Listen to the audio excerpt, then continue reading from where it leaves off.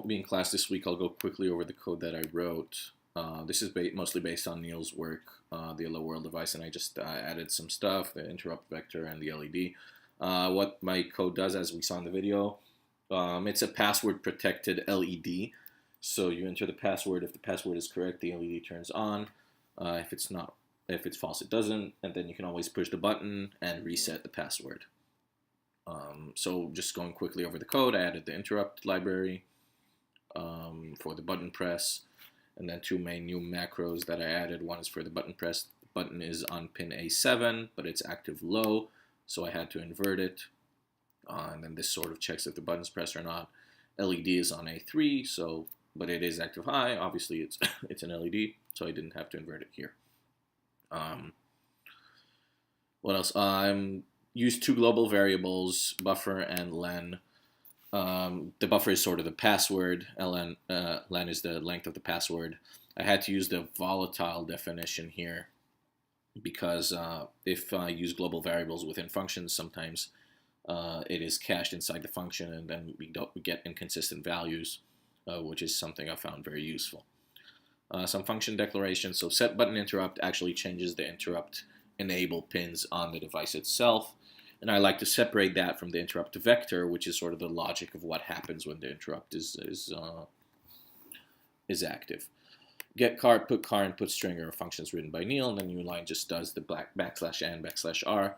I did decide to go with a carriage return because I'm not only using the PyTerm that was provided to us, but also just the normal max screen command. So this just creates more readability throughout different terminals. Set button interrupt, GIMSK, basically the pin called PCIe 0 sort of makes the whole interrupt vector of 720 active. And then what I have to do is the mask vector, I have to make PCIe INT 7, which is the button is on pin A7 high, so that when I push the button, it's actually going to use that interrupt and not just any other pin. And then SCI just sets the interrupt. Get carb was written by Neil, put carb was written by Neil. Print buffer just prints the buffer to string because the buffer is a volatile char, and I didn't want to just make that type change every time to avoid the warnings. Put string was also written by Neil. And this is the interrupt request. So the interrupt vector handler. If the button is not pressed, basically the interrupt happens every time you either push a button or release it, so every time the pin changes. But I only want this interrupt to be called once when I push the button. So when I release the button, it actually does call the interrupt, but what it does is just reset the interrupt again and do nothing and return the function. So I only get logic every time I actually push the button, not only when I release. I say set up to the screen, and then I get the password. Character by character, I upgrade the length.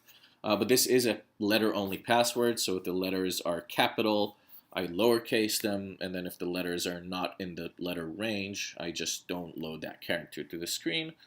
This is a buffer overflow, so if I pass the index for the max buffer, which is currently at 10, then I reset it, complete the screen, and then set the interrupt back again. So if you want to push the number again, reset the password, that's fine. For the main function, we set the clock divider to 1. We initialize output pins, and I have another output pin, which is the LED, so I clear it in case it was on before, and then I set it to output. And I also set the interrupt to start the program, so anytime from now on, if someone pushes the button, the interrupt will be called. This get car is just there to sort of start the loop every time, because if we don't have it, then when people just load it, it says password, but it will say password before actual loading of the terminal. So this just makes it nicer and easier to read. And then I just start asking for the password. I get a character by character.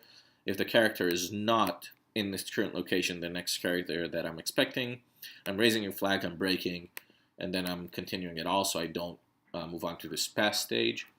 And then if I typed in the right password letter by letter, the flag stays at 0. I let go of the for loop. I pass, I print the password, and then I set the LED on, light it up because the right password was entered. That's pretty much it. Thanks for watching.